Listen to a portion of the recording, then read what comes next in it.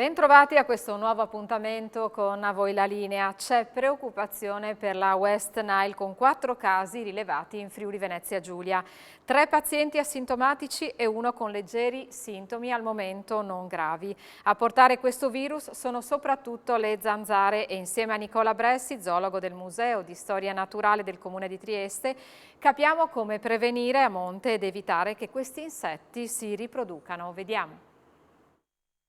Nicola Bressi, ci sono questi animali, questi insetti che tutte le estati ci tengono compagnia, sono le zanzare. Come possiamo difenderci dalle zanzare? Autunno e spray, ma in realtà bisogna lavorare molto di più a monte. Bisogna lavorare molto di più a monte e teniamo presente che le zanzare sono tra i pochi animali di quelli che temiamo. Spesso sui giornali, sui media d'estate sono vari allarmi, che ne so, vipere, calabroni, lupi, eccetera. Ecco, le zanzare in effetti sono nostri predatori, cioè ci cercano attivamente per mangiarci. Mangiano una piccola parte di noi il sangue, però veramente entrano in casa per mangiarci. Sono tra i pochissimi animali in Europa che sono nostri predatori, anche se li chiamiamo parassiti perché in realtà mangiano una sola piccola parte di noi. E quindi sta a noi difenderci. Per difenderci dalle zanzare noi abbiamo 2 metodi fondamentali. La prima è la difesa passiva, che è quella di usare le zanzariere alle finestre o in zone molto frequentate da zanzare anche attorno ai letti. È la difesa più semplice, più economica, più diretta, più innocua per l'ambiente, che consiglio oggettivamente a tutti, questo tipo di difesa. L'altra difesa attiva è quella di eliminare i focolai delle zanzare. Eliminare le zanzare adulte è veramente un'estrema ratio, un'ultima possibilità, perché possiamo farlo solo con i veleni. Veleni che non esistono, qui ricordiamoci, veleni che colpiscono solamente le zanzare. Ogni veleno che noi usiamo per uccidere le zanzare uccide anche insetti utili, uccide le api, uccide i predatori delle zanzare e molti fanno male anche a noi. Non per nulla sul retro di molte bombolette e piastrine c'è scritto areale locale prima di soggiornarvi, fa male ai nostri animali domestici. Quello che possiamo fare è fare in modo che le zanzare non si riproducano. Le zanzare hanno un solo punto debole, loro hanno bisogno di acqua per riprodursi. Acqua, non umidità come molti credono, proprio acqua. Per quanto anche pochissima acqua, anche un bicchiere, anche un sottovaso. Ecco, noi di queste acque che abbiamo nel nostro giardino o attorno a casa nostra possiamo fare una serie di cose. Eliminarle quando non necessarie. Possiamo benissimo, ad esempio, avere piante senza sottovasi o comprare dei vasi con sottovaso integrato. Quindi, oppure stare attenti che non ci siano cariole abbandonate. Io spesso trovo i giochi dei bambini, no? Spesso nelle case dei nonni ci sono i vari cararmatini, camioncini di bambini, secchielli, palette che si riempiono d'acqua al primo acquazzone e quelli diventano dei vivai di zanzare incredibili. Ecco, quelle acque lì possiamo eliminarle. Altre acque possiamo controllarle, ad esempio possiamo mettere dove raccogliamo l'acqua per l'orto, possiamo mettere le zanzariere anche lì sopra, in modo che le zanzare non entrano ed escono da queste cisterne. O anche in alcuni caditoie possiamo mettere le zanzariere, o ancora possiamo rendere inospitale per le zanzare. Anche qui abbiamo 3 metodi. Possiamo usare delle apposite pasticche, soprattutto nelle caditoie dove non possiamo chiudere con zanzariera, e lì però vanno rinnovate dopo ogni acquazzone o comunque ogni 15 giorni, e lì esistono dei larvicidi specifici che fanno male veramente solo alle larve di zanzara e non ad altri. Oppure possiamo trasformarle, se abbiamo veramente uno stagno o un corpo d'acqua, possiamo trasformarlo in un laghetto per la biodiversità. Le zanzare odiano la compagnia. Se il laghetto è pieno di tritoni, di rane, di libellule, le zanzare non ci sono o sono veramente in minima parte. Oppure ancora, se questa vasca è una vasca di tipo ornamentale in cemento in giardino, possiamo mettere dei pesci. I pesci sono degli animali alieni nei piccoli stagni, creano dei grossi danni ecologici, ma quando l'ambiente non è di tipo naturale, anche i pesci possono dare una mano ad eliminare le zanzare. Ecco, questo è fondamentale perché pensate che la gran parte delle zanzare vanno a pungere nei raggi 200 metri da dove sono nate. È vero che sono delle grandi colonizzatrici e ogni nidiata di zanzare ne fa qualcuna che va a colonizzare nuovi ambienti e per questo ce le troviamo dappertutto. Ma la gran parte delle zanzare che trovate a casa vostra sono nate e sono vissute nei paraggi di casa vostra. Quindi cerchiamo di eliminare questi focolai, di non farle nascere. Perché sono pericolose le zanzare? Le zanzare non hanno in sé un veleno, sono dei corrieri. Sì, le zanzare di per sé non sono pericolose. La quantità di sangue che ci tolgono le zanzare, anche se avessimo 50 punture a notte, non potrebbe farci assolutamente del male e al massimo quelle ponfo e il prurito è dato una reazione allergica nostra alla saliva delle zanzare, che di per sé non è assolutamente tossica, è solo anticoagulante per far sì che il sangue scorra bene, che possano succhiarselo bene. Il problema è che appunto sono dei corrieri che ci consegnano e ci trasportano un sacco di malattie di vario tipo, e quindi è sempre meglio non farsi pungere dalle zanzare, perché non sappiamo mai che cosa purtroppo può introdurre una zanzara nel nostro sangue. Adesso ci spostiamo a Udine per i prossimi appuntamenti. Il Comune di Udine si prepara a 2 eventi molto importanti che possono segnare la ripartenza dopo i 2 anni di pandemia. Tra fine agosto e inizio settembre è in programma la Sagra di Godia, mentre subito dopo sarà il turno di Friuli Doc. 2 eventi su cui l'amministrazione punta molto.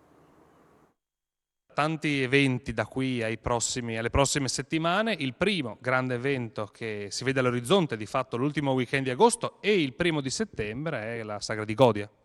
Sì, quest'anno la Sagra di Godia si presenta come una manifestazione di particolare interesse. Devo ringraziare Don Olivo e la parrocchia che hanno sempre tenuto alto questa manifestazione nonostante le difficoltà degli anni precedenti.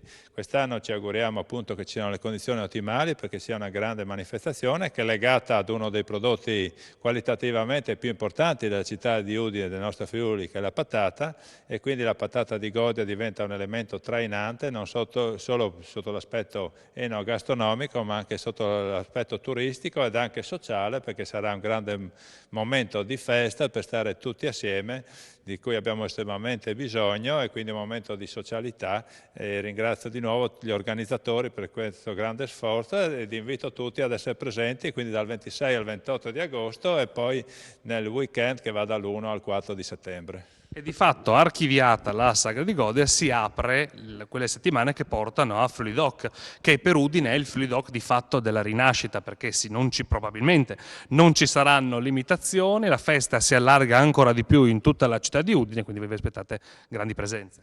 Sì, quest'anno ci sono tutte le premesse per una grande edizione di Friuli Doc. Parlavamo delle patate di Godia che saranno protagoniste anche quest'anno a Friuli Doc e con i loro gnocchi ormai mitici, ma parliamo di un grande ritorno di tutte le Pro Loco che quest'anno saranno protagoniste, come già anche l'anno scorso, non solo nel castello di Udine ma anche lungo tutto via Aquileia, e poi questo nuovo format di Friuli Doc che vede una compartecipazione fra Udine sotto le stelle, dove sappiamo sono protagonisti i ristoratori e gli operatori enogastronomici della nostra città, assieme invece alle associazioni delle Pro Loco e anche altre associazioni sempre del settore enogastronomico che arrivano da tutta la regione e promuovono le eccellenze tipiche del nostro territorio. Ci sono tutte le condizioni quest'anno, visto la partecipazione, c'è anche un gradito ritorno in grande stile della Stiria che l'anno scorso c'era stata ma in versione più ridotta, quest'anno invece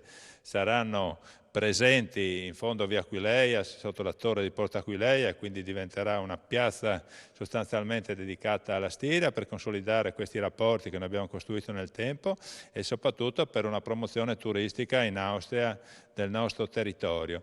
E abbiamo mantenuto lo stesso logo, lo stesso brand dell'anno scorso, quindi questo tappo di sughero dove oltre alla scritta Friuli Doc simboleggia l'angelo del castello di Udine, e quindi anche questo è un brand che vogliamo consolidare e promuovere fuori dai territori regionali proprio per attrarre sempre più visitatori dalle regioni contermini, penso al Veneto e alla Lombardia, ma anche dall'Austria e dalla Slovenia, e anche nella cerimonia inaugurale ci saranno sorprese per quanto riguarda una presenza internazionale di tanti ospiti. Cambiamo argomento. Sergio Ceccotti dà l'addio al Friuli alla Sissa di Trieste. L'ex presidente della regione ed ex sindaco di Udine terminerà la sua carriera di fisico teorico in 2 università cinesi.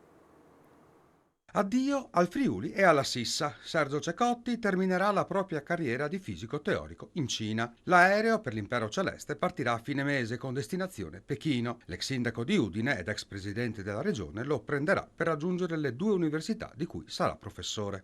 Mi hanno nominato professore in 2 università, in 2 istituzioni di alta cultura cinese, il BIMSA a Pechino e invece un'altra università a Sanya, in un'isola tropicale della Cina, a 3.000 km a sud di Pechino. Il contratto è per 8 anni, quindi diciamo ampiamente dopo la mia età di pensionamento. Io spero che ci sia possibilità di tornare, le tre istituzioni stanno lavorando a un protocollo d'intesa che permetta gli scambi di studenti, che faccia sì che i corsi uno li possa seguire in una delle tre istituzioni, che anche gli studenti una volta diplomati ricevano entrambi i PhD, quello cinese e quello italiano dalla SISSA, quindi se questa trattativa andasse in porto, come io spero, tornerei qui, se non altro a insegnare agli studenti cinesi che frequentano Trieste. È un addio alla politica attiva, sì, da molto tempo io sono fuori dalla politica e naturalmente la distanza ti rende ancora più, diciamo, allontana dalla politica. Tra l'altro credo che anche dal punto di vista delle comunicazioni diventi più difficile. Ci saranno delle regole diverse che qua. È un sistema diverso, ha molti vantaggi, difatti ci vado per i vantaggi, però non tutte le cose sono vantaggiose, in qualche direzione ci sarà qualche complessità. Per esempio immagino sul cibo. Che non sarà proprio il frigo friulano. No, non sarà frigo, non credo. Beh, magari c'è qualcosa di analogo, vedremo. Questa puntata di A Voi la Linea termina qui, grazie per essere stati con noi, prossimo appuntamento domani alla stessa ora, buona giornata.